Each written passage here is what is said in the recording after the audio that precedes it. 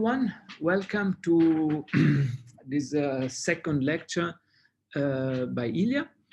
And today we will conclude the second round of lectures, with this morning with Ilya speaking and this afternoon with Martin speaking again. And okay, I guess Ilya doesn't need an introduction anymore. You already familiarized yourself with him. Just one general comment. Please, if you have a second before Ilya starts, just vote in the poll to see if we want to do a cocktail party this Friday afternoon, a virtual one. But from now, from what I see at the moment, the statistic is 9 yes, 0 no's. So I guess we will go ahead anyway. But if you want to keep voting, please do that until Ilya starts.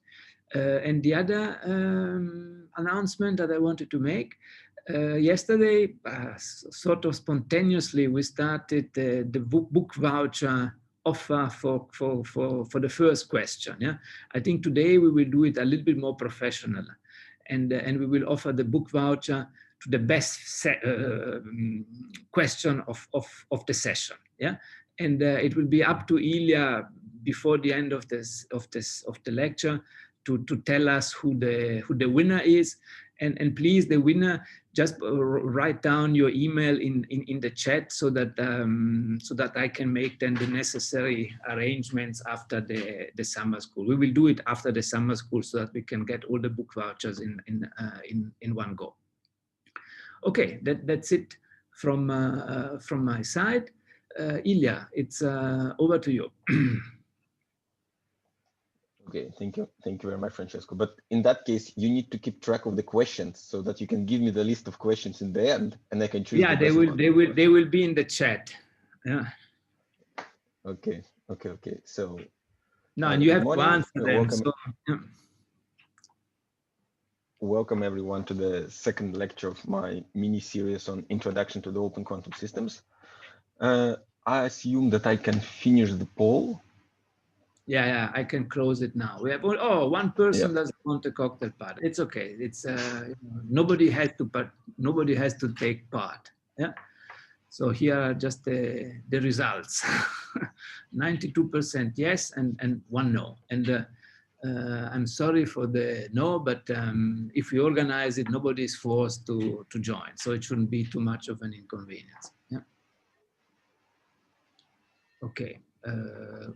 Poll closed. Ilya, sorry, you can start.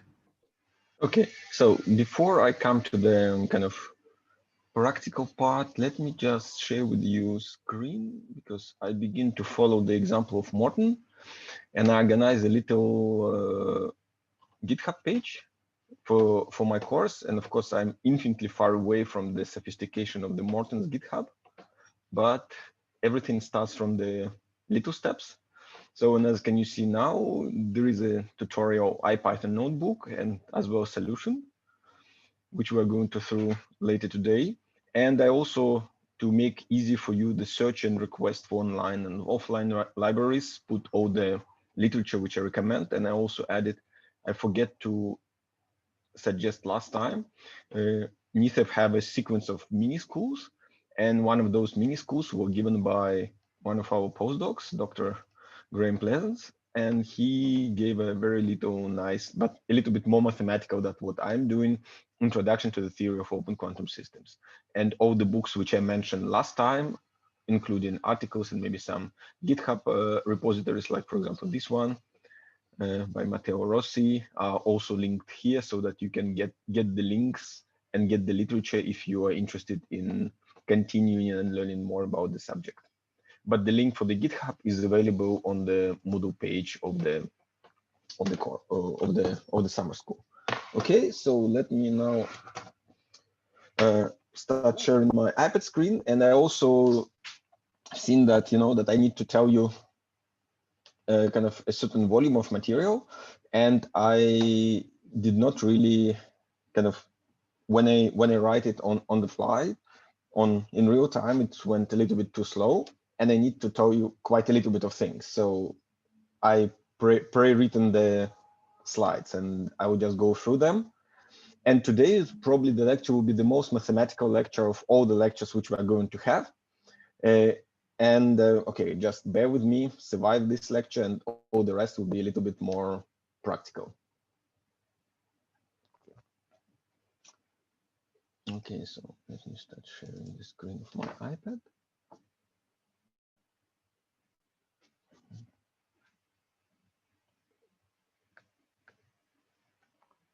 So, and this note is already available in the Moodle page of the, or kind of in the Moodle folder for the lectures. So you can download it from there, from CHPC Moodle webpage, and you can follow there. But if I will update something while explaining to you, I will just kind of re-upload afterwards the updated version. So a very quick catch up. So today we only probably manage, I will give you a derivation, but very honest derivation where I'm going to perform all the steps which are necessary to derive from microscopic point of view. So from the point of view of deriving a Hamiltonian and doing all the steps, master equation, which we were solving numerically in the tutorial 1. Okay, so what have we learned last time? We have learned that if we want to describe how the system and environment, so kind of we're studying or kind of we're learning about open quantum systems. What does it mean? So we're learning about how to put together quantum mechanics, which is time reversible and which doesn't describe to you how the things are really happening. We need to put it together with thermodynamics. And when we put it together, we get a theory of open quantum systems, which have much better predictive power of describing kind of reality as we see it. And the elementary example which I gave you, that if we have a 2-level atom and it's an excited state, quantum mechanically, it will be in excited states forever. But in reality, we don't see it. And we know that with a probability 100, after some time, and this sometime in certain scenarios could be very large, but it doesn't really matter. I mean, after some time, the atom will always go to the ground state, always. So which means, very simple thing, is like that the just the pure quantum mechanical description of the real world is a little bit incomplete from the point of view that it's have to include thermal phenomena. And last time I gave you some motivation how we should proceed in that way, but there is very standard diagram which is drawn in the courses of open quantum systems, which saying that, okay, we're starting from system and bath at some initial moment of time. We can perform a unitary evolution because system plus bath is kind of quantum mechanical system. But usually this step is rather difficult. It's possible in the very kind of few models. And afterwards, we will forget about the bath. And mathematically, this operation is called partial trace or trace over the bath. And we're going to end up with kind of with effective description of system only. And that's what we want. So in this way, as I mentioned to you, sometimes is impossible to do, because if in the system you have a few degrees of freedom, for example, like in a 2-level system, we have only 2 levels. In the bath, we are going to, in our example, we're going to simulate it by infinite set of harmonic oscillators. But I mean, something which have traditionally huge number of degrees of freedom, for example, I don't know, 10 to the power of 23. Or in this case, it will be infinite number. And afterwards, we are even going to go to something just called continuum limit. So it will be uncountably many degrees of freedom. Okay, and the alternative path is if we trace over the bath on this step and afterwards came up with a procedure, because formally we have here something, kind of some operator which is acting on our initial density matrix, which is propagating it entire. And this operator is very often, or in kind of if it's done like this, you can show that this operator will be called dynamical map or quantum channel. But the question is, and the kind of the crucial question is, can we came up with the recipe of constructing these operators without going this way? And that's what this or kind of application of the theory of open quantum system is about. Okay. And as I mentioned to you, there is a very huge class of problems, such problems where there is a weak coupling, or kind of the system is very weakly interacting with environment, when we can apply certain approximations. And we, for the example which we are going to look at, I'm going to state you explicitly all the approximations which are done. we can end up with the recipe of producing this V of t's, at least for the example which I will show you. And as I mentioned to you last time, yes, so kind of at this weak coupling assumption, and there are some other cases, for example, cases of the singular coupling and or kind of and there is one more case which I don't remember now which, and Francesco can probably tell me, when you can construct explicitly the semigroup generator, and it's going to have this form, and this is a famous Garini-Kazakovsky-Sudarshan-Limnod form. Yes, and what we're going to do, I'm not going to tell you derive this equation in general case. I'm going to derive you this equation for the case which we have in the tutorial one. Okay.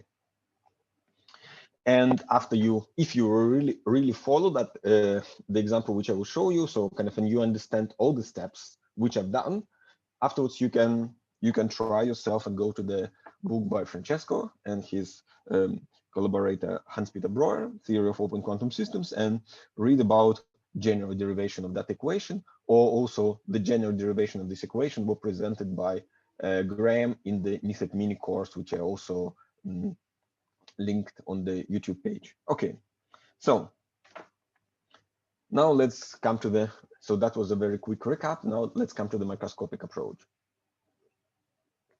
Okay, and I see that there is some activity in the chat. And, yeah, okay, so this is just a comment from Francesco. Okay, so microscopically, what we have a system, yes, denoted traditionally as S. It lives in the Hilbert space of the system, described by the Hamiltonian of the system. Bath or environment, sometimes kind of its capital letter E, lives in the Hilbert space of the bath, described by the Hamiltonian of the bath.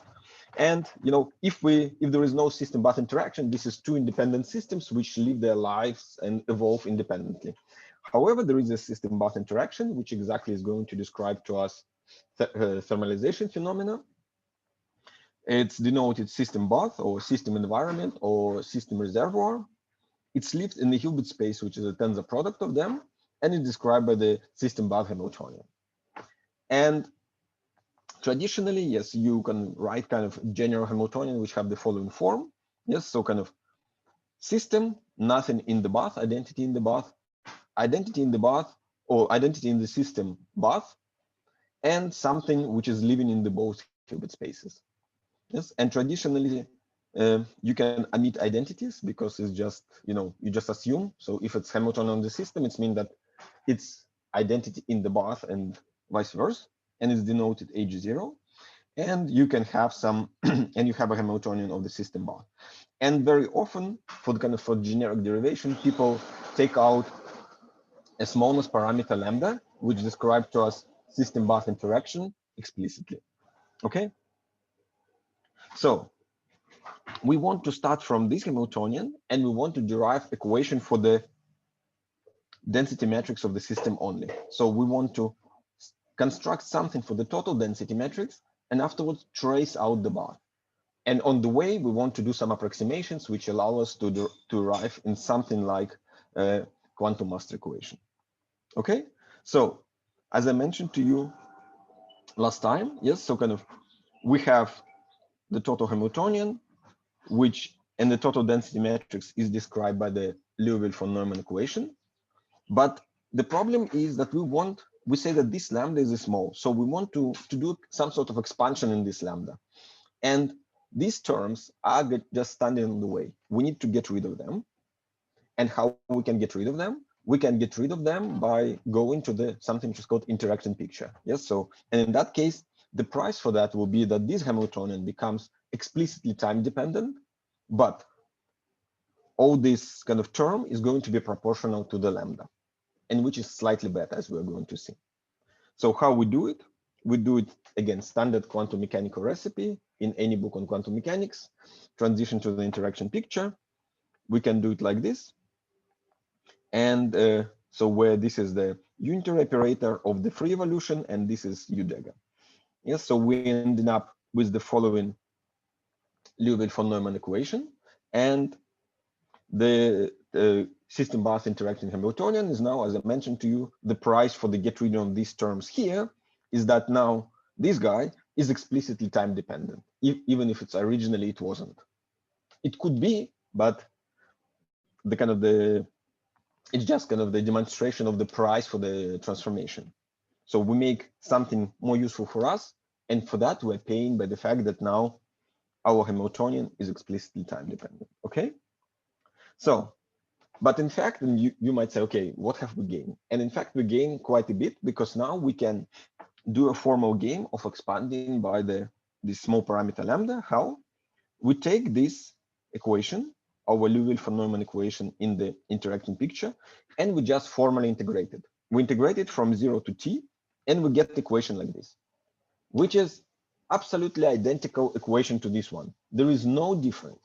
It's not easier, not difficult, no more difficult. But what does it allow us to do? It's just equivalent way of rewriting it. We can substitute this rho t to here. And what we're going to achieve by doing that, we're going now to have equation which is looking like this. Yeah. And it's absolutely complexity-wise identical. We haven't done any approximations. But what we could see that we're now getting that we have a first term which is proportional to this small parameter lambda, second term which is proportional to the lambda squared, and formally we have now here rho I of s. And we could, in principle, substitute it back here and continue till infinity, and we're going to produce expansion in a lambda. And that sort of expansions traditionally for the unitary operator in the quantum theory are called Dyson series. But our goal is not produce some sort of series and afterwards try to find how to sum it up. Our goal is produce a kind of master equation.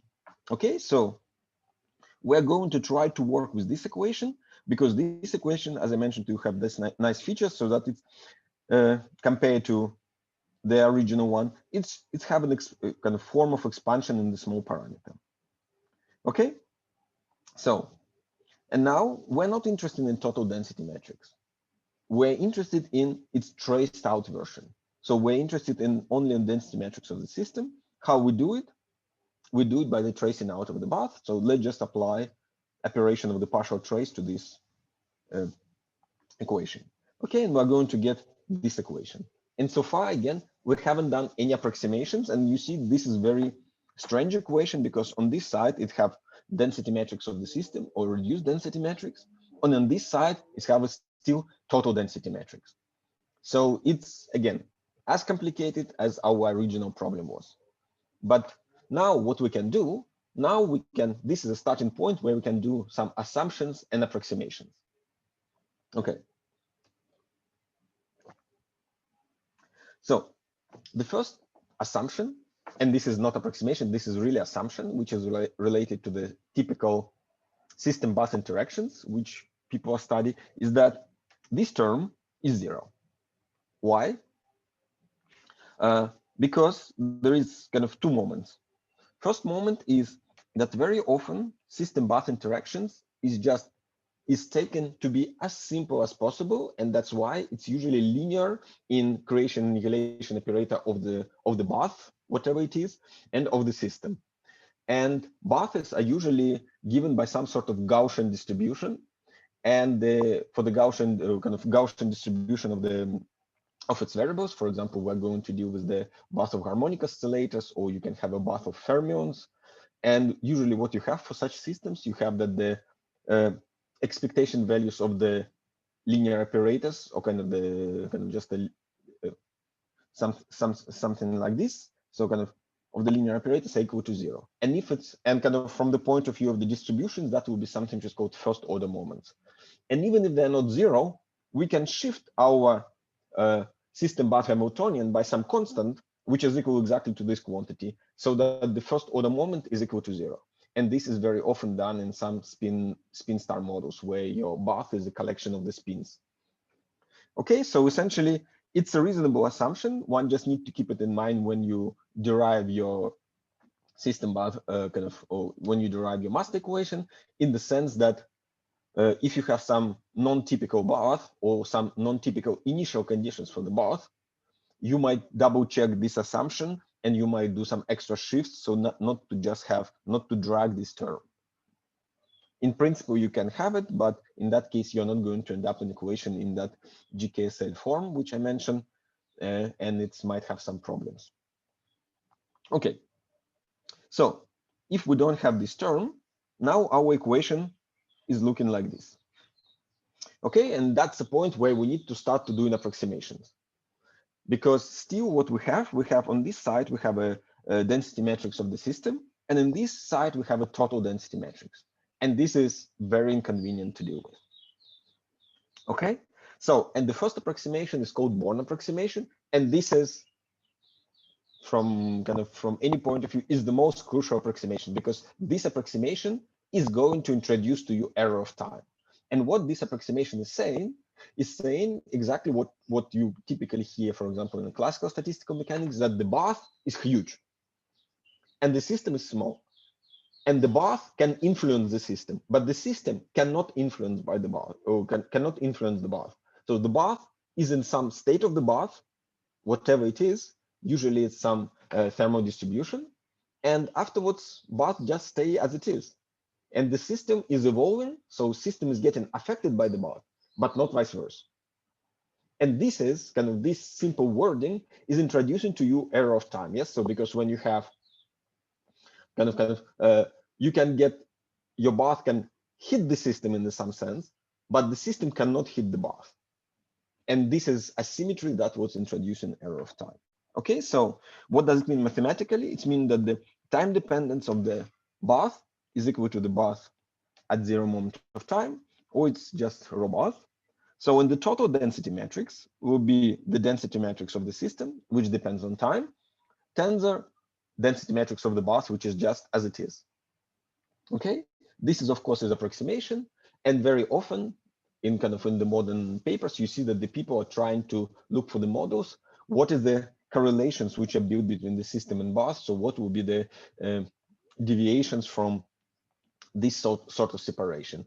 And there are some situations when you have it. For example, if you have a strong coupling, so if your system is strongly interacting with the bath, and if there is a probability that when you emit an energy in the bath, so and when you gain an energy from the bath, so if in this process you can say that, okay, the photon which system emits is the same photon which came back just now, in that case there will be a correlation between the system and the bath which you need to take into account. And that is usually described by what is called 2-point correlation functions, and we're going to talk about that later on this system of slides. Okay, but for the traditional, for example, quantum optical system, so when you have a physical atom which is in the free environment or even in the cavity, you can neglect these effects, and this approximation is very good. Okay, so now what do we have? So now when we have done this approximation for the interaction picture, we get something like this. So now we have here the density matrix of the system, and here we have a density matrix of the system. And this is very good, because at least now we have something. We don't know how to work with that yet, but at least it's something which relate, object on the small system with a few degrees of freedom to the object on, again, also on the small system. And there is something which is, formally here will be called integral kernel, which we still need to calculate if we want to, because now what we have a time non-local equation. So the evolution of the density matrix at the moment t plus delta depends on the full history. Yes, because what does it mean, the integral from 0 to t ds? It means that we're summing up the contributions from density matrix from all the moments of time, from 0 plus delta and so on till the moment t. Yes, and this will be a typical equation in the family of the time non-local equations, and such equations exist. For example, there is a typical representative would be the Nakajima-Zwanzig projection operator approach, so in which people develop time non-local equations, but there are many other non-local equations which you can derive, but they're all not going to lead us to our equation in the quantum Markov form. And that's now we're doing the next approximation. First, we say that, okay, system is small and the bath is huge. System could not affect the bath. but the bath is affecting the system. Okay.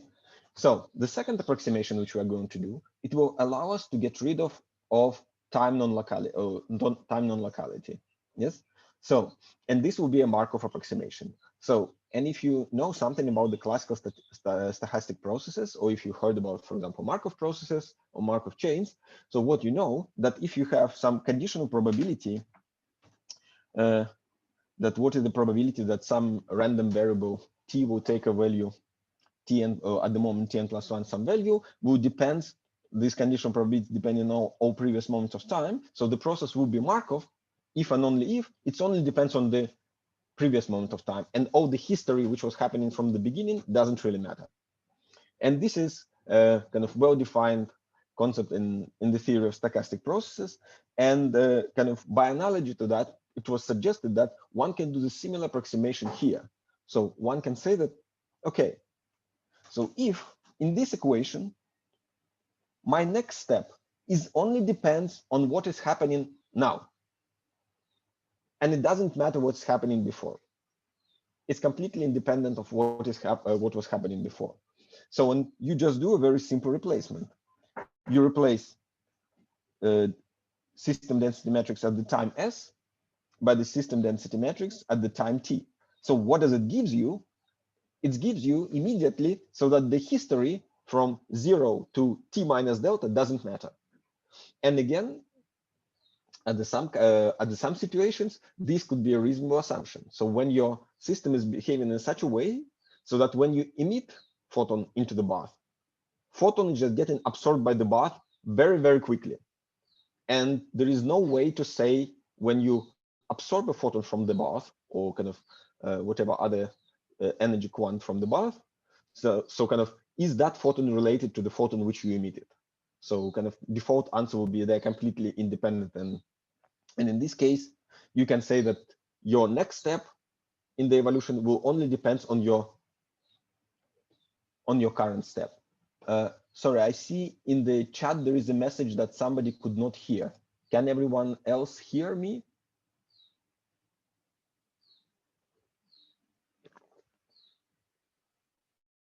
Yes, yeah, Ilya, I can hear you clearly. Yeah. Okay. So probably it's probably an internet. Yes, probably Jafar needs to kind of check his internet connection, or maybe leave the meeting and rejoin something like this, because yeah, sometimes it's happened. Okay, so and now we have done this simple replacement,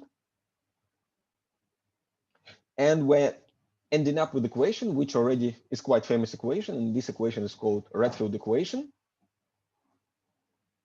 Okay, so there is also Mbuya who's saying that she cannot hear. I don't know, guys. It's probably your local internet issue, because according to everyone else, and it's kind of overwhelming majority, at least judging on the answers in the chat, that everything seems to be fine.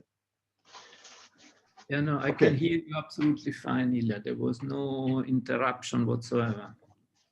Okay, so probably it's really some internet issues. Okay, so in this equation is very famous in quantum chemistry community, and a lot of quantum chemistry calculations, when they're calculating, you know, rate dynamics for some reactions, they're going to use Redfield equation. And the reason why we're going to go further than Redfield equation, because it covers several issues which are related to the fact that in general we cannot make a statement that object which is created by this equation is going always to map density matrices to the density matrices. Because remember, we started with you originally with the Liouville-von equation, and that will always map density matrices to density matrices. But afterwards, we made some approximations, and there is no guarantee that because we cut out the infinite series and so on and so forth, and have done some other approximations, that whatever we have here is still going to have that nice property of mapping density matrices to density matrices. Okay, so we need to do a few more steps. So the step number one, it's not an approximation, it's just a technical trick which we need for the convenience, and the convenience we're going to see a little bit later. we're going to change here s to t minus s. And that's not going to change anything except here we're going to have t minus s. Because if we change t to t minus s, integral from 0 to t becomes integral from t to 0, which is minus integral from 0 to t, and ds becomes minus ds. So minus minus cancel out, and the only thing which change here is that this s is replaced by the t minus s. Okay? So this was just a technical, small technical trick which we need for future. And now the last approximation which we need to do to get to the grand equation, which you typically will find in the books on open quantum systems. And this is related to the fact which I already mentioned to you. And this is called the fact that we have a very quickly decaying correlation functions of the bath. But again, what does it physically mean? It means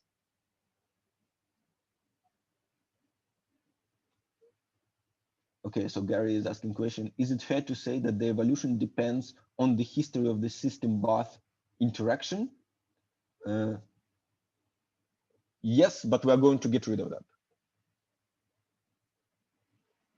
Because there will be no history of system bath interaction.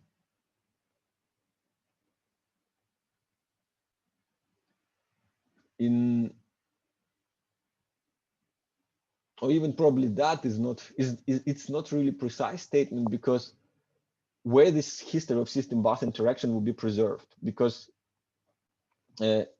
each system and bath doesn't carry, it just give you kind of instantaneous system and bath interaction at the moment t or t minus s.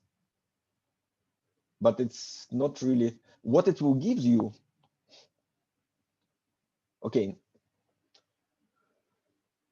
What it will, okay, it's not, okay, I don't know, can you say that it's a history of system bath interaction or not? But what this term will give you, it will give you these relations, which I already told you, that if you have a system, and the system is, for example, two-level system, is emitting a quantum of energy into the bath. So a single photon went into the bath, but the bath is not at non-zero temperature, so the system can get the photon from the bath and go from the ground to excited state.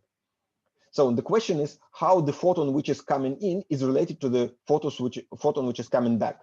So from the system point of view, kind of nothing has changed. The system was in excited state, it went to the ground state, and afterwards back to the excited. But it emits photon and absorbs the photon. And the question is how these two photons are related. And if they are unrelated, and that's what we are kind of coming into, that's what means the quickly decaying correlation functions of the bath.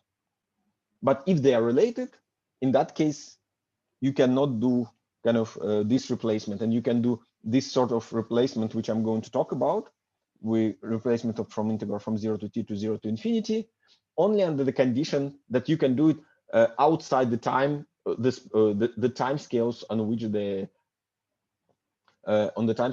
a correlation function is decaying. So for the shorter times where the kind of we need to take into account the fact that the photon went into the bath and came back, we cannot do it. So, but we can do it on the larger time. And this will define to you kind of characteristic time or lifetime of the excitation or memory effect in the bath. So, and this is done. Okay, how can we determine the amount of effect caused by the system? It depends on the model of the system and the model of the bath. And that's what we are come to just now when we are going to look on the particular model. Because right now, you know, it's a general symbols like system bath Hamiltonian. What is a system bath Hamiltonian? Is something. But if you construct, I mean, because now you can imagine that here, all of this is some super operator which is acting on the density matrix of the system. Yeah. So kind of you can imagine that here you have a placeholder, and you need now to calculate all of these things. And if that thing is going to look like that it's decaying very fast, in that case, and you need to plot it for your model of the system bath interaction. And if it's decaying very fast, in that case, you can replace t by infinity and don't care about these memory effects. If it's not decaying very fast, or even if it's like decaying, and very fast usually means exponential, and slow means, for example, it could be algebraic decay, or kind of 1 over t to the alpha or minus alpha decay. Okay. So this is the rough idea how we can replace, how we can replace integral from 0 to t by the 0 to infinity. And what does it give us? It gives us equation which looking like this. And here, when we look what happens when we integrate over s, we're going to see that all of whatever remains is going to be time independent, because the reason why we took t and t minus s here, we change it from s to t minus s, is that so when we are going to put everything together under the microscopic model, the t dependence is going to cancel out. Okay, so another way of saying what I just told you is we have some tau b is a typical time scale for the correlation function of the Bath to decay. So again, you plot some typical quantity, which is the Bath average of these two Hamiltonians. You plot it as a function of s, and you look how it decays. And you can see, for example, how quickly it decays in e times. And that will be your t of the Bath. Next, you can take your typical system time, and your typical system time, sorry.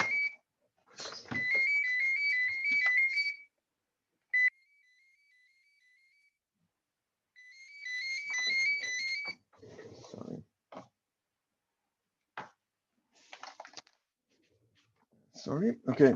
So, and your typical system time, for example, for two-level system is the how long does it take to system to go from excited to ground state and vice versa if there is no environment. It's just 1 over transition moment of the between your two levels. Okay, so in this equation is already you'll find in the kind of all books on open quantum systems. This is traditionally called quantum master equation in the Born Markov form. And as I mentioned to you, we have 3 crucial approximations here. We have made one assumption, which was on the structure of the system Bath interaction, which give us this term, and 3 approximations. So first of all, we say that total density metrics can be decomposed into the 2 parts: system, which depends on time, and Bath, which is constant. Second, Markov, we say that our evolution next step is only dependent on our current step and do not depend on the full history.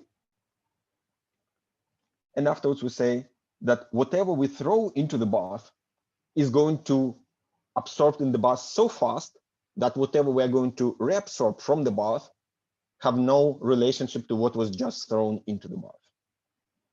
Okay, so now we're going to apply it to a 2-level system in a heat bath. Exactly, we're going to derive the equation which we have in tutorial 1. Okay, so our Hamiltonian is going to look like this. So 2-level system, omega over 2 sigma z. So this is just a few degrees of freedom. Yeah, so kind of we have only 2 levels. So the bath is typically, if it's a thermal bath, is the infinite set of harmonic oscillators. So, and as I say, we're starting from the countable infinite set, so we can label them by n, but in the end, we're going to go to the continuum limit. And there is an interaction term. And what this interaction term is doing, it's so-called rotating wave approximation form. Again, it's simplification, but this is a typical simplification which allow us to do things a little bit more faster and a little bit more efficient. But what does it do? It's essentially saying that the system bath interaction is happening in the following steps. So system could lose excitation, and in that case, the photon is created in the bath, or bath could lose a photon, and in that case, system is going to the excited state. And that's everything what is happening. There is like a flip-flop game. So there is an exchange. So if there is an excitation coming from the system, it means that there is a photon created in the bath, and vice versa. If the photon is destroyed in the bath, it's coming into the system. And these coefficients Gn are here for just normal kind of the amplitude of the probability of absorption on corresponding frequency, because you see they're labeled by the n, and the omega n is labeling to us frequency. So you can think about, for example, the Lorentzian spectral density, and on resonance, you're going to have a high probability of absorption, and the off resonance, you are going to have low probability of absorption. Okay, Just as a reference, sigma z, sigma plus and sigma minuses are 2x2 matrices which are looking like this, and they're traditionally called Pauli matrices, and they have standard commutation relations. And quantum harmonic oscillator is, of course, is a set of oscillators which are described by the bosonic commutation relations. So AN and AM dagger is Kronecker delta, and annihilation and creation operators of kind of in any mode commute with each other. Okay, so in order to apply this equation, we need to go to the interacting picture. So let's go to the interacting picture. And again, this is a relatively standard stuff which one is studying in quantum mechanics when you study part which is dealing with the time-dependent perturbation theory. So how this term is looking like, so we just need to apply now e to the ETH0 minus e to the H0, so we get two terms. And now using this kind of formula, we can, I mean, and if you are interested to kind of clearly follow, you can just go through these notes by yourself and just try to reproduce the calculations. But essentially for this term, we're going to have something like this. And for this term, we're going to have something like this. So altogether, our system Barth Hamiltonian in interacting picture will have this term plus Hermitian conjugate of it. Okay, so now we need to go through the bunch of a little bit heavy math, but again, you can always kind of listen to me now and afterwards try to reproduce the calculations.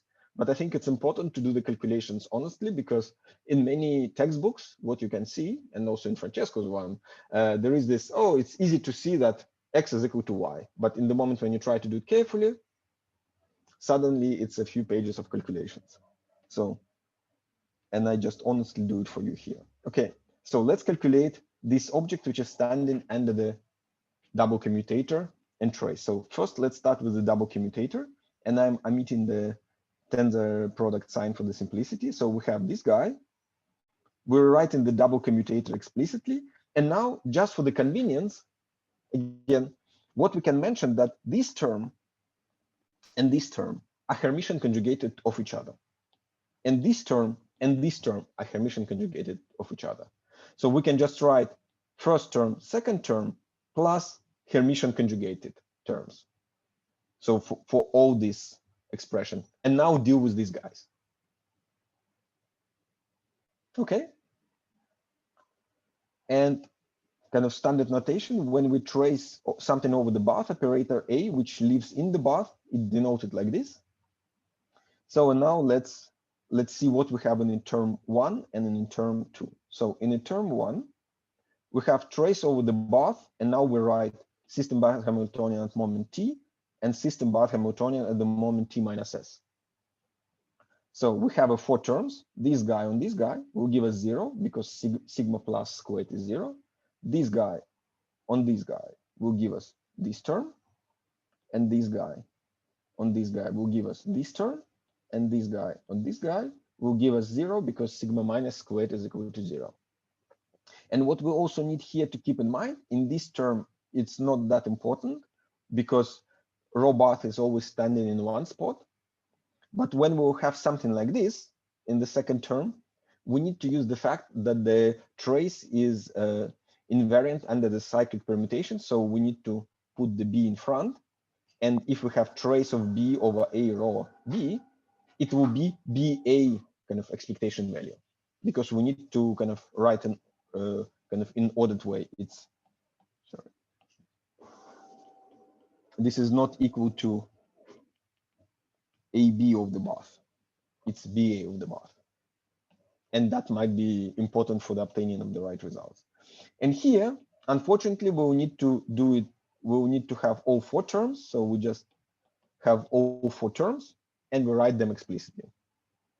Okay, so now we have a problem that we need to learn how to calculate these guys.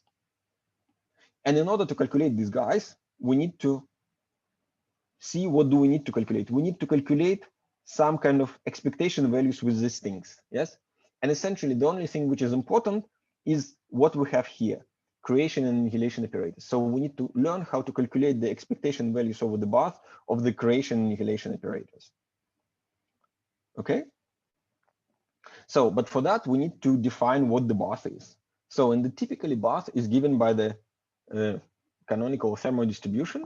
So, e to the minus beta h over z, where the beta is inverse temperature, and z is, of course, statistical sum or trace over the e to the minus beta h. And if we use our model of the bath, so we need to calculate z. So in order to do our calculations. And here, I mean, here there is a step where you have some freedom. For example, sometimes you can change the model of the bath, or you can have the bath that is given not by the thermodistribution, or you can have, for example, bath of something which is called coherent states, or you can have a bath of the squeeze states. And I'm going to do a couple of comments on about that just now. So we need to calculate an object like this.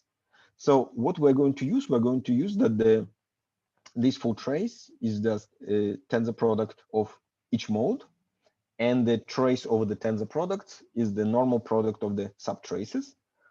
And trace mathematically is the full sum. Yes, so kind of we need now to use the fact that in each mode n, how our creation annihilation operator acts. So creation operator is acting like this, so give us factor k plus 1, and annihilation operator give us factor k on k minus 1, and this index k, which is labeling how many photons you have in each mode, is coming from 0, in that case it's vacuum, till infinity.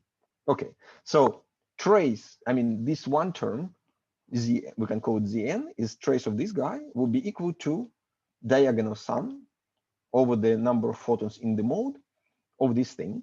So, and this operator is also called number operator. So you can try to act with a dagger a on k. So first you're going to have something like this, yes, square root of k, k minus 1. And afterwards you do a dagger on this. So you're going to have square root of k minus 1 plus 1. So square root of k, you get k. And you get k minus 1 plus 1, you get k. So let me just write it. A dagger a on k is just k on k. Okay, so it means that we just replace it here by k, and now we need to calculate this sum. And this sum is relatively easy to calculate if we just see that it's e to the minus beta omega n to the power k, and we get standard geometric series. As simple as that. So this z statistical sum is just product over all factors like this, and the density matrix of the bath is fully defined and looks like this. Okay, so now we can calculate these guys.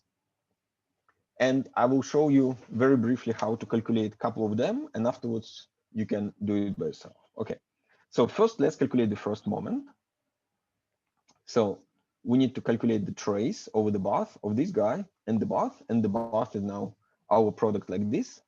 So in all the terms which doesn't contain piece mode are just going to be calculated trace over the bath and going to be equal to the corresponding z. And so they will just cancel out. So the only thing which remain is the mode number p, and here the piece term. So, and now we just calculate it explicitly. So we need to calculate the sum over the case. So we get this factor. So kp will give us square root of k minus 1, and we get k on k minus 1, and the Fock states are orthogonal. So we get 0. So, and that's why in the very beginning, you remember I told you that the trace over the system bath Hamiltonian with the initial density matrix is equal to 0. So if you just very quickly think about that, that's exactly what we're having. Yes. So because, sorry, this is our system bath Hamiltonian. Yes, it have individual an and am. And now when we trace over the bath, which doesn't change, we're going to get the expectation value of the first order moments, and it is equal to 0. So that you can see that that assumption, which I've done in the beginning of the derivation, is perfectly valid for this type of environments and this type of interaction. Okay, similarly, a dagger is equal to 0. So you can follow the calculation that AP on AQ over the bath, that will be 0 by the similar logic for the different indices. This will be just two independent variables, and there's 0 by the previous statement. And when they're the same, you need to play the game. But if here you were doing A once, you get K minus 1. Now you need to do it twice. So you get K minus 2, K with K minus 2 are orthogonal to each other. So that's exactly what is happening here. And this is 0 again. So these terms are equal to 0. And here I make to you note that there exist buffers which are called the buffers of the squeeze states, and they have a slightly different Hamiltonian for which these terms are not going to be 0. And these buffers kind of, at least theoretically studied, they're called, again, as I mentioned, buffers of the squeeze states. So you can have a master equations like that. And in many books on open quantum systems, you can find the examples of, I don't know, two-level system, which is thermalizing in the buffer of the squeeze state. And now the main term, or most interesting term, or not zero term, because so far we have only zeros, are going to look like this. So again, when the different indices are different, similar logic, it's 0. But when the indices are the same, we're going to get a number of excitation operator. So, and if you just follow the derivation, we're going to come to the sum like this. And that's the only thing which I think is interesting to mention here, that we need to calculate sum like this. And you can do it with a very simple trick. You can do it by, you can see that how you can produce k here. If you differentiate exponent by all of that, and you can do it like, it's called differentiation by parameter, yeah? So we can do differentiating by this factor of the sum without k. And this is just a very neat trick which allows you to calculate sometimes infinite sums. So you can calculate the integrals using this trick and things like this. So when this sum we already calculated, this is just our partial sum ZP. And we just need to take explicit expression for ZP, which is this one, and differentiate it by this factor. You can, if it's kind of a little bit counterintuitive, you can replace it by y in this expression and see that, okay, so that it will work like this. And when you do the math, you're going to end up an expression like this, or we can rewrite it even better like that. And this is already something, yes, which will be called, yes, Bode distribution or Bode-Einstein distribution. Okay, so and what we get that in this case that this kind of expectation value is non-zero only if P and Q indices are the same, and these have a special notation, and that will be exactly the n which we have in the equation for the density matrix. Okay, so to calculate this guy, we can just use the commutation relations. We can substitute it, and we're going to get n plus 1 on delta. Okay, so now we need to take it to the next level, because our original goal, if I remind you, was to calculate things like this, which were the sums of things like this.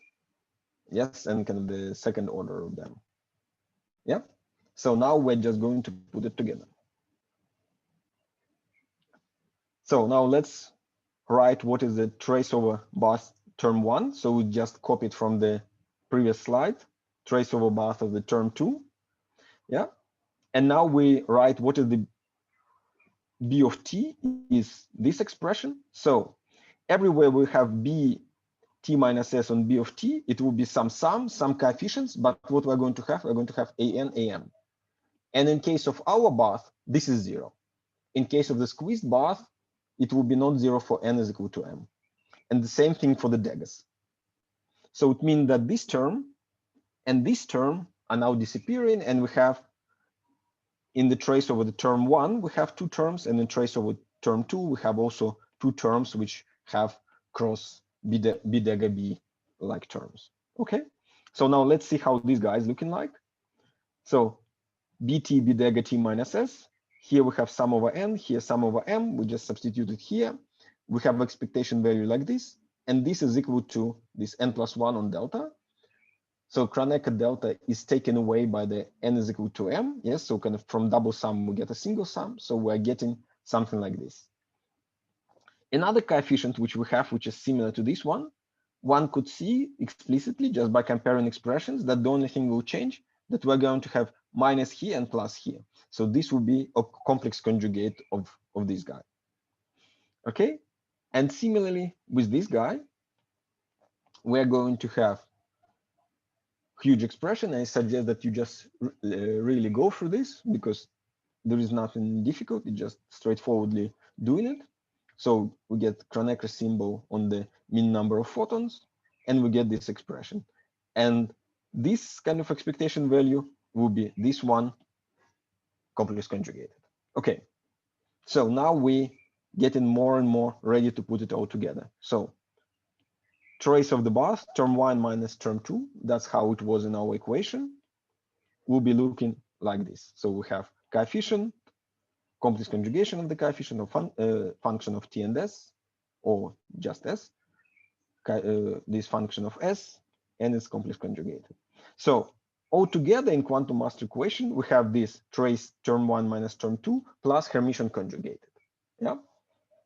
So now before we continue, let's just introduce a little notation, which is going to simplify our life, and we're almost going to see our equation. So the integral, because we need now to take the integral from zero to infinity by ds. And let's call this, because this is a function of t and t minus s, but if you just give a look into the explicit expression, it's only function of s. It's like t is equal to 0. So we can just write it like this. And this will be some number, in general case, a complex number. And let's denote this guy as 1/2 of gamma minus, y 1/2 you will see just now. So this is real number plus I s minus. And this guy we denote 1/2 of gamma plus plus es plus. So this is just some complex numbers. And we're going to find out what are these complex numbers, or better correctly to say, it will be the functions of the omega 0. And let's do it. So first let's substitute it here. And instead of all these terms, we're going to just substitute corresponding 1/2 of gamma minus plus es plus or plus es minus, as the function is it this function or is it complex conjugation of it. And we're getting something like this. And you could already see that you're getting a glimpse of something like master equation. Yes, we get sigma plus sigma minus. Here is some numbers, sigma minus sigma plus, some numbers, and this. Okay, but now we need to remember that we still have a Hermitian conjugated part. Yes, so we need to take this guy and add it Hermitian conjugate. So let's do it. And now we could organize things together. So what is happening, and I just write here to you that if we have ABC Hermitian conjugate, it will be something like this. But if we're going to take sigma minus rho sigma plus, Hermitian conjugate is inverse order, sigma plus dagger, rho dagger, sigma minus dagger. But sigma plus dagger is sigma minus, rho is Hermitian, so it means that it's rho, and sigma minus dagger is sigma plus. So essentially, Hermitian conjugation of these terms will not change anything, except it's going to complex conjugate the coefficients in front. But Hermitian conjugation of these terms is just going to write this guy on this side, and is going to also complex conjugate the coefficients in front. And so if we just write it explicitly and group the terms together with the real parts as the anti-commutators, and all the complex parts we're writing together, we're going to get the commutator. And the complex parts which were coming from Hermitian conjugation of these terms are going to cancel out, yes, because we're going to have here in the Hermitian conjugation of this term, this guy remains the same, and what we have here, we'll have 1/2 of gamma plus plus es plus. So the complex part will cancel out. Okay, great. And now we can rewrite it like this. Hallelujah, we're almost done it. So because we are almost having an equation, we already have an equation in Garini, Kazakowski, Limbot, Sudarshan form. Yeah. So we have this extra term. So we have this dissipated terms, and we have this extra term, which is called, sometimes it's called a Lempship term. And we're going to see why it's called like this. But so far, we don't know who are gamma minus and gamma plus, yeah? And s plus and s minus. We know that they're related to these integrals, but we don't know how they're related to our model. And that's what we're going to study now. Okay, now let's find the gamma plus. So what is the gamma plus? So let's just, sorry, let me go back here. Gamma plus is real part or half of the real part of this guy. So how we can get it? If we take this guy plus complex conjugate of the same term. Yeah. So because it will be 1/2 of gamma plus minus es plus, and complex parts will cancel out, and we're going to have 1/2 of gamma plus plus 1/2 of gamma plus. So we're going to get gamma plus. Yeah. And another trick is, which is also quite convenient, so that's how it looks like explicitly. for this integral, we're going to do replacement s on minus s, and that will turn the integral from into the integral from minus infinity to 0. We can put it together for factor like this, and what we're getting just typical Fourier transform form. So kind of the coefficient gamma plus is the Fourier transform of this thing with the shiftage by omega 0. So yeah, we can write gamma plus is something like this. Okay. So, and in fact, we even can calculate this integral, at least formally. We can use this expression for the delta function because integral over s is only dependent on this exponent. So let's do it. So when we're getting to expression like this. And now we need to, again, to decide what we're going to do and what we're going to do here in order to continue, because formally, mathematically, it's wrong expression because the delta function could stand only under the sign of integral. And now we need to kind of reinvent this sign of integral. And it's usually done by what we're saying that we don't know how many harmonic oscillators are there, but what we observe experimentally, and we started from the discrete number of oscillators, but let's say that there's so many of them that we can replace the summation by the integration. And so we can replace summation over these gamma n's by the integral over some function, which is called spectral density function. And if we do it, so kind of if we do this formal replacement, we can calculate the integral with the delta function, and we're getting this answer for the gamma plus coefficient, where essentially what gamma plus coefficient is just equal to some coefficient on the mean number of photons on the frequency omega 0. Similarly, gamma minus coefficient will be some number on the number of photons at the thermal frequency plus 1. Okay, so this is already very good because we get that these coefficients in our master equation are dependent on the model, because that spectral density is the model of system-bath interaction, and depends on the thermal property of the environment, because that's a number of photons on the corresponding temperature and the corresponding frequency of transition. So now we need to sort out these S plus and S minus coefficients. And with S plus and S minus, it's a little bit more difficult. And for that, what we need to do, we need to use an object which is called principal value, because you can in principle calculate it, and formally speaking, that S plus will be equal to the principal value of this integral, or kind of something which is written like this. And S minus will be principal value of this integral. And for those of you, and kind of in order to derive that, we just need to use this little formula. And if we see, if we would have a plus sign here, principal values would cancel out and we get 2 pi delta function. And that's what we have for gammas. But if we have a minus here, 2 pi delta functions are canceling out, and we have only principal values. And for those of you who don't remember what the principal value is, it's a very simple idea, very logical idea, but which are going to bring you out of the Riemann integral. So let's consider a very simple function, 1 over x cubed, yeah, which will look like something like this, yeah. And if ask anyone, what is the area at the 1 over x cubed altogether?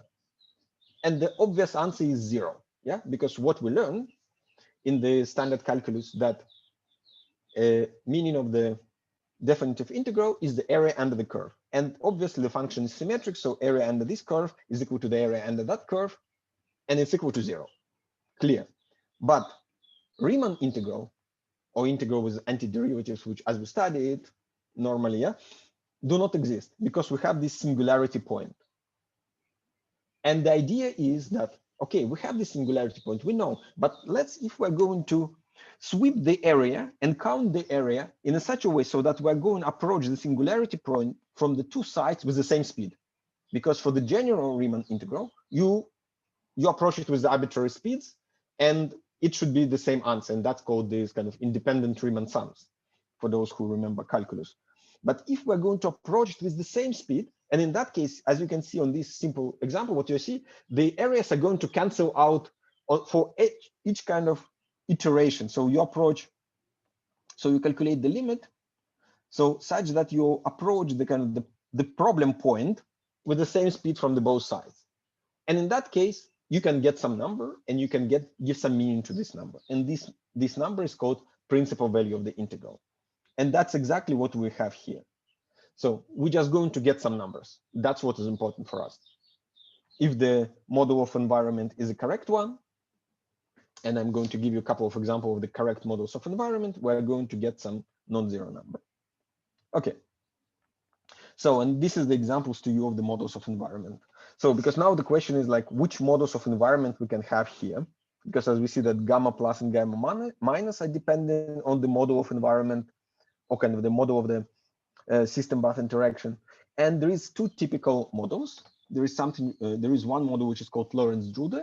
And in this case, this spectral density is described by the shape like this. And there is another model which you can also heard probably in kind of courses which are related to the electronics. It's called an Omic model. And this Omic model is defined like this, where kind of this S could be, if it's 1, it's Omic. If it's smaller than 1, it's called sub-Omic. And if it's greater than 1, it's called super-Omic. And for this kind of models, you can begin to construct and calculate these spectral densities, and you can, I don't know, calculate that principal value, and you can build the model. Okay, so now we have almost everything. So now we have equation for the two-level system in the thermal environment. The only thing which remains to do, we need to go back to the Schrodinger picture, because we were with you in an interacting picture. And to go back to the Schrodinger picture is very easy. So what you have, I mean, like if you do the back transformation, what you can show that the system Hamiltonian or Liouvillean of the system Hamiltonian, so this commutator of the system Hamiltonian with something is commuting with this super operator. So essentially, what does it mean? It means that we can just add system Hamiltonian to here, and that will be back to the Schrodinger picture. It's not always the case. It depends on structure of your derivation, but here it is the case. And so that we get our master equation. So now I just need to tell you 2 words about the physical meaning of this lamp shift. So our system Hamiltonian is looking like this, yes? So it's just 2-level system with the omega 0 is the frequency between the levels. So on lamp shift is looking like this. So it's have sigma, some S number S minus on sigma plus, sigma minus, S plus on S minus, S plus. So, and if we write sigma Z like this, and we can because of the commutation relations, we get that this sum will look like this. So what the lamp shift Hamiltonian is doing in the, and it's kind of, and this is a kind of general statement, it just take the energy levels of your system and shift them a little bit. And kind of instead of being frequency between the levels omega, it's now will be this term kind of minus this term. Okay, we just need to, so we need to include this minus into here to put this plus to get the proper energy difference. Okay. So, but now there is another typical simplification, which is people doing in open quantum system, is related to the fact that when we're deriving our quantum master equation, we're deriving it in a weak coupling limit. What does it mean, weak coupling limit? It means that system Hamiltonian is much larger than system bar Hamiltonian. So what does it practically means in our case is that omega 0 is much larger than the damping constant and these functions S plus S minus, or these numbers S plus S minus. So it means that these changes in the frequency will be very small. And traditionally, this lamp shift Hamiltonian is just ignored. It just ignored straight away. And the only kind of reason when you might consider these lamp shift Hamiltonians is when you describe not one spin, but when you describe a collections of the spins. And so to this term, you get like extra factor, for example, of n of the number of spins. And in that case, what you might have that kind of this small shift is amplified by the number of atoms in your, for example, cavity, or which are coming through the super radiant transition. And these lamp shift terms might be significant or measurable, but otherwise it's usually just ignored. So we ended up with a standard kind of master equation, which I wrote to you in the tutorial 1. And if you're able to follow this derivation, I think it will be much easier to understand the derivation, which is used in the general case in the Francesco's book on the theory of open quantum system. And I highly recommend that you try to redo the calculations which I've done, but at least this is the very full derivation without any, hidden calculations. all the calculations are done explicitly, and you're welcome to try to repeat them. Okay, I think that will be it for my microscopic derivation part. Are there any questions?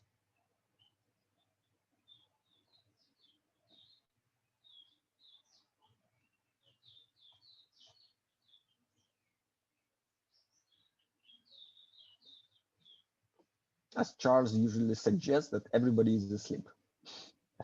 Okay. Sorry, can I ask my Yes. question?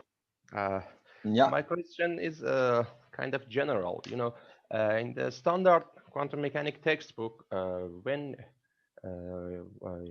the writer want to describe the spontaneous emission, your specific example, we usually write our Hamiltonian in interaction picture, and then using the time-dependent perturbation theory and with quantized electromagnetic field, we can describe the spontaneous emission without mentioning the master equation or GKSL form. I'm a little confused in this case. Can you explain it?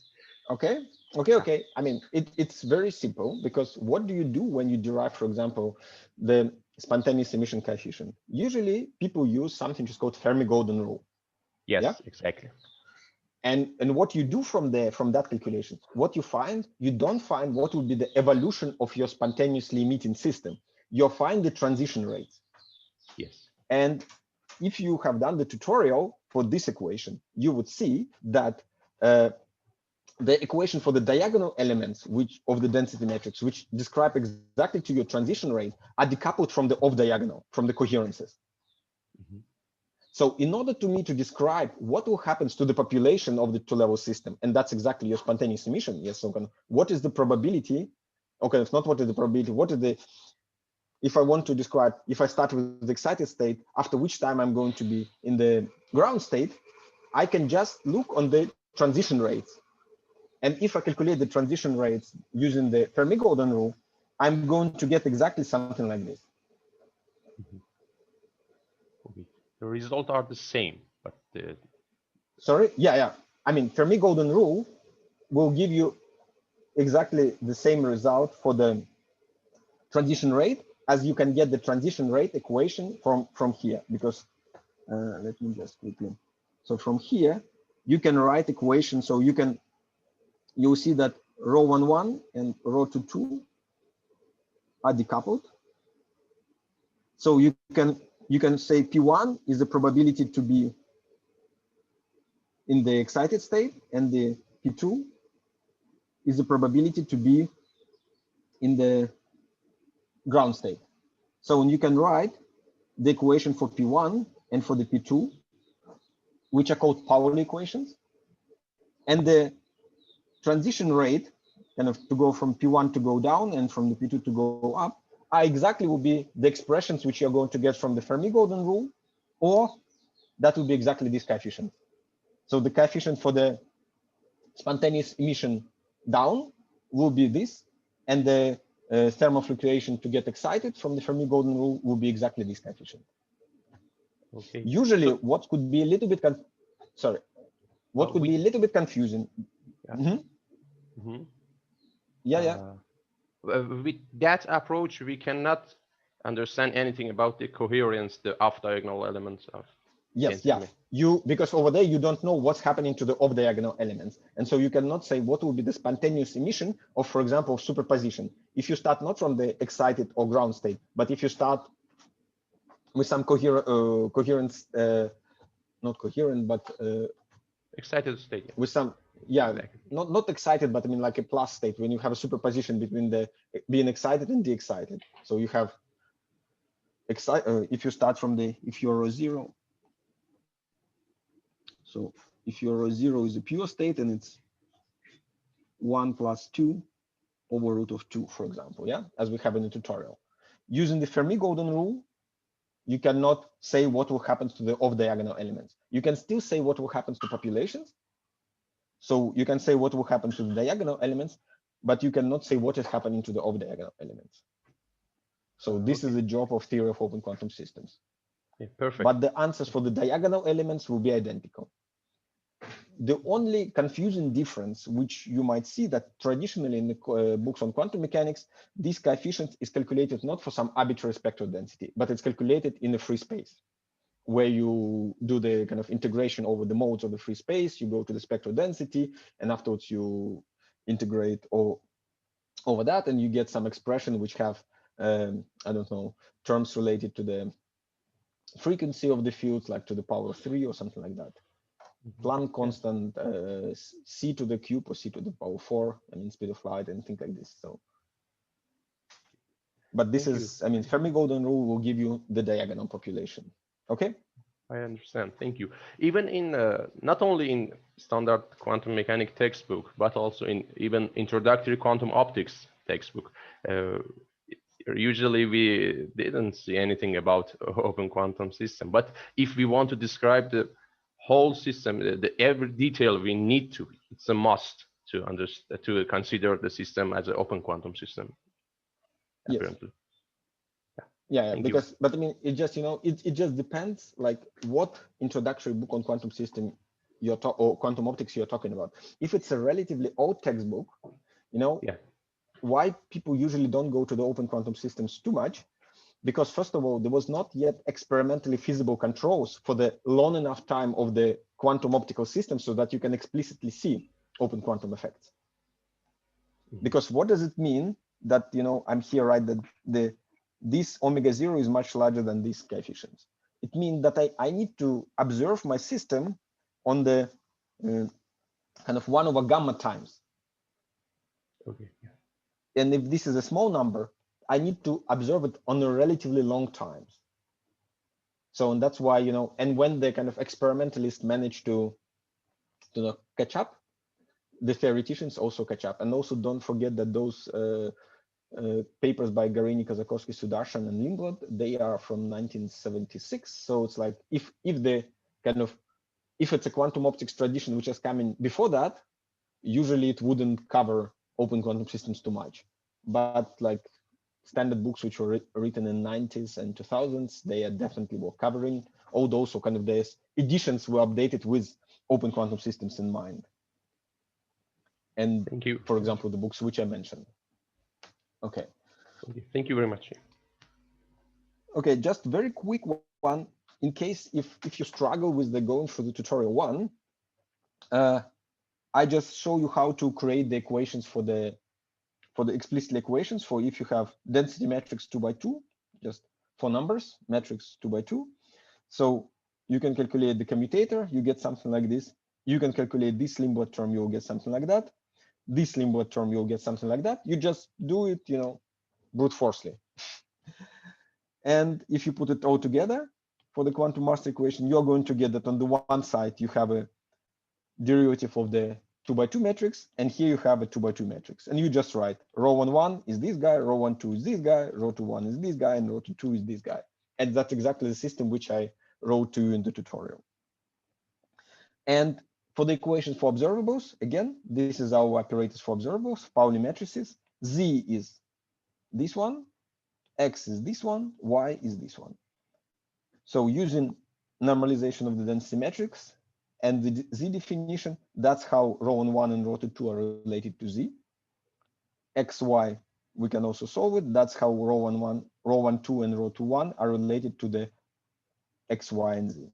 Okay, so and now we can have Z dot is equal to this equation on this equation. So you just take a difference of these equations and substitute instead of corresponding rho 1 and rho 2 these expressions. You're going to get something like this. The same for the X dot and Y dot. And the steady state in this case for the t is going to infinity is just we put this side to 0. So in these equations will give us 0, and this equation will give us something like this. Okay, so this is just a small, and I think yes, that would be it. So that was a small kind of note on how to do the calculations if you didn't follow. Okay, so there is a question in the chat. Please tell us about applications. I think we're going to talk about applications a little bit more next time. Let me just share the screen and go to the Python notebook with the solution. Firefox. Yeah. So again, yeah. So now we're going to look into this tutorial. So let me just. Yeah. So first of all, yes, I fixed a couple of typos which I had.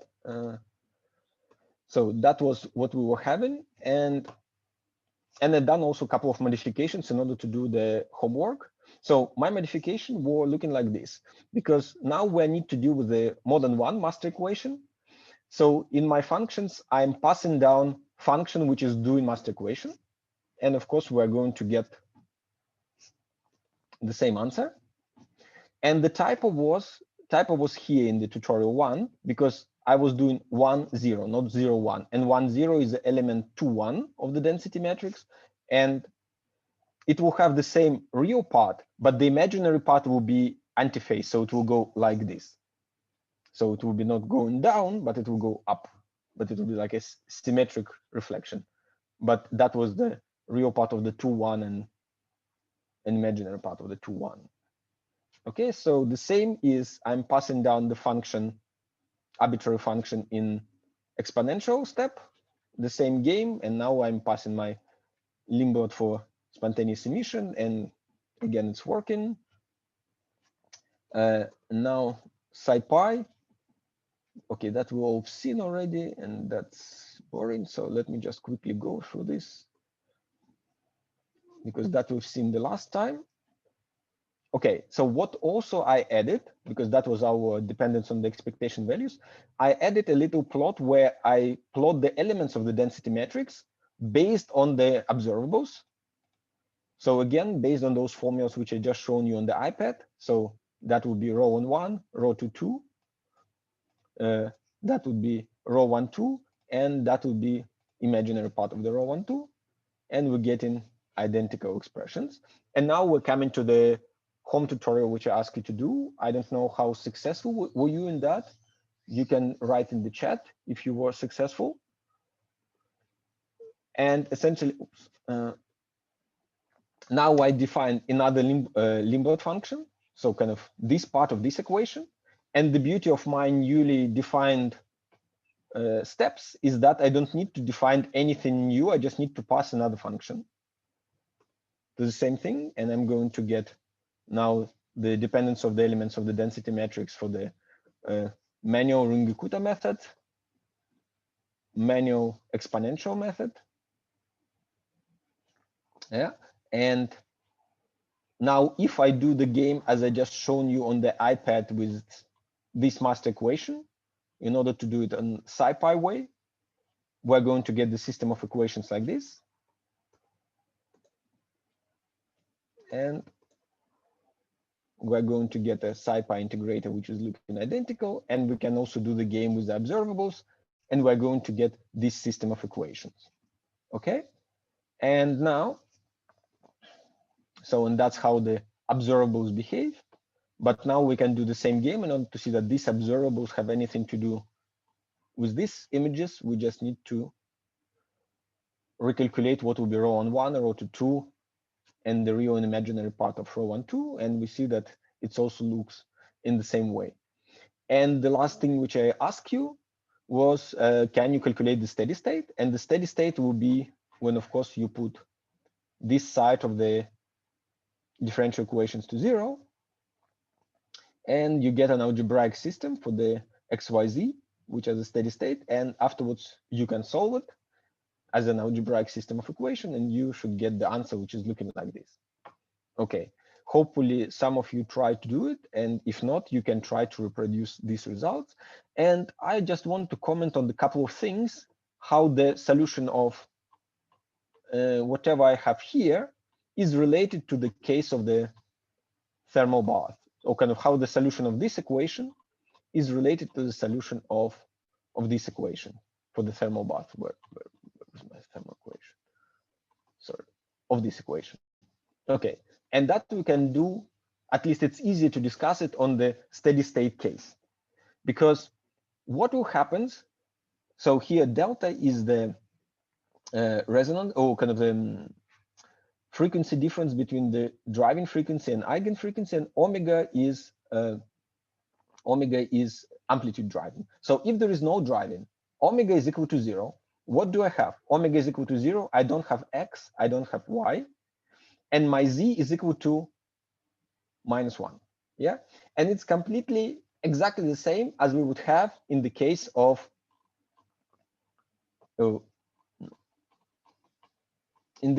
thermal environment at the 0 temperature. Yes, because we're over there at the 0 temperature, because our steady state will be, this one will be 0, this one will be 0, and this one, if n is equal to 0, z will be just -1, which means that if you are at the 0 temperature and if there is no driving, you're in a ground state. Because what is z? Z is population of the excited state minus population of the ground state. And if you're in the ground state, it means that you get 0 minus 1, so -1. Very good. So another little bit of physics which we can extract from the thermostat is like this. So we know that at least the case when the omega is equal to 0 is case which is working with our previous example. Now another case. So what will happen when we have no detuning? So when the frequency of transition is equal to the frequency of driving, in this case delta is equal to 0. So in the case we cannot comment on physicality of it, but I mean what it will be the smallest possible z value for the non-zero omega. But where we can comment on physics, what will happen when this resonance or resonance conditions are not satisfied, when the delta is very large. So when the delta is very large, it means that our system is no longer seeing the driving, yes, because the driving is happening, but if you're off resonance, it means that you don't see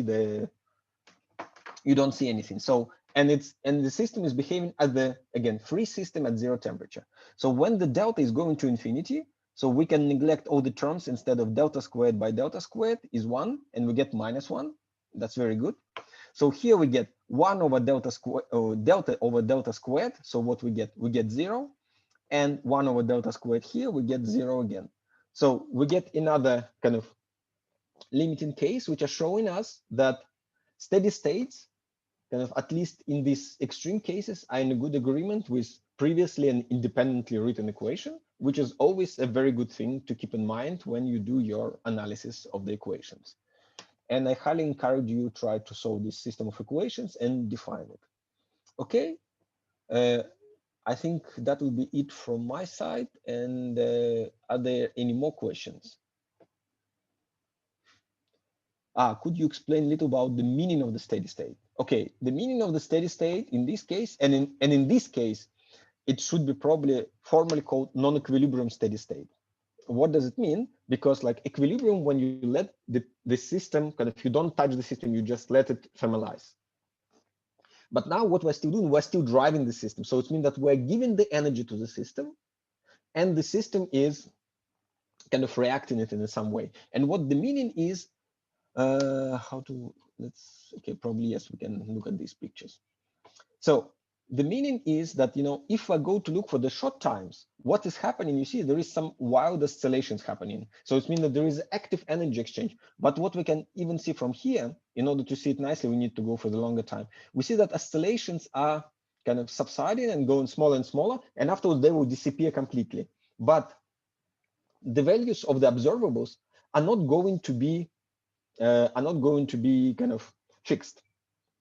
So they're not going to be as there is no driving. So it's the steady state describes a balanced situation between this non-equilibrium steady state between the input energy and the output energy due to dissipation. And it's steady state, it's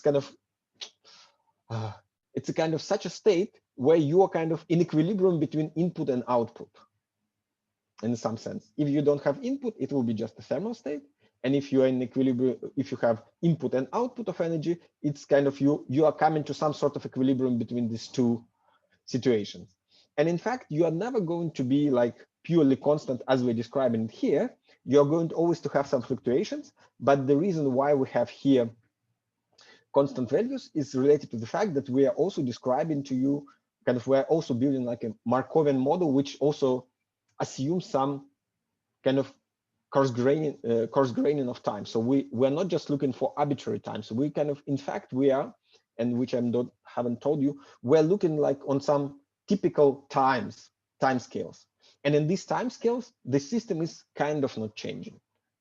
So that's the meaning of these steady states. And the steady states plays an important role because the typical interaction time for the quantum optical systems will be probably in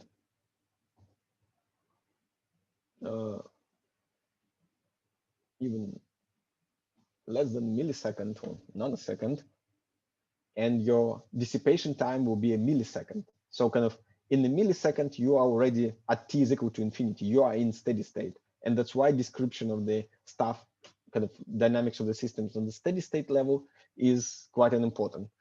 Another example with the steady states, and I think over there I have better grasp on the numbers. If we give a look at the IBM quantum computers, which are currently in the cloud, the gate execution, so it's time to implement like a single step or single operation, is 15 to 25 nanoseconds, and it depends on kind of how quickly, what kind of gate are you implementing, or what kind of operation are you implementing.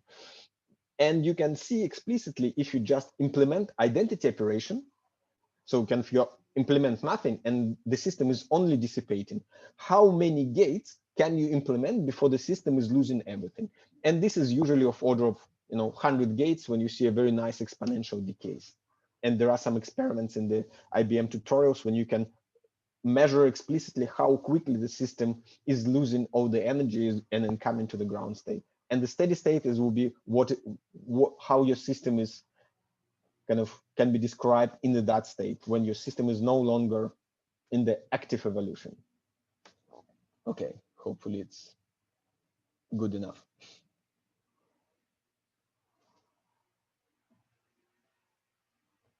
Any other questions?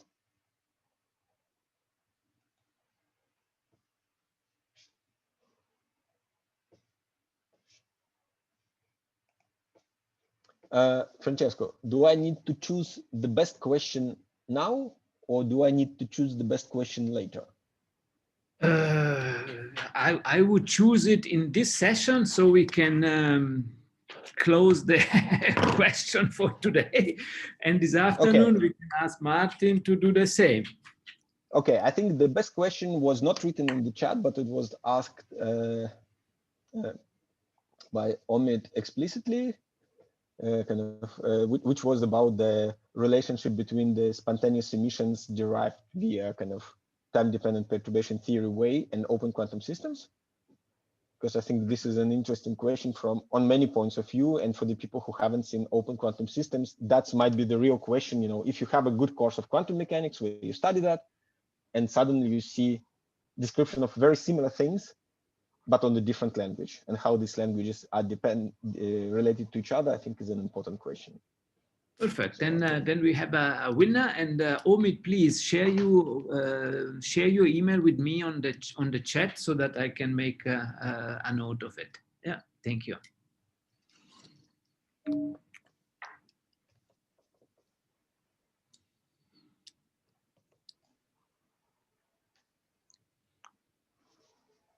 Okay, Ilya, are you done for today? Yes, I'm done for today. I encourage students to go through my notes, which are already at the Moodle page, and for the tutorial, which is in the GitHub repository, which is the link to which is available also in the Moodle page. Perfect. Then Ilya, thank you very much. Thank you very much to all participants. Congratulations to the winner. And let's hope to have another winner this afternoon. And we will meet you again this afternoon just before 2. Yeah. Sorry, Omic, for misspelling your name. Sorry. Thank you very much. Thank you. Have a good rest of the morning, and we will see you later. Yeah. Bye. Bye. Bye. Thank you. Bye. Bye. Bye.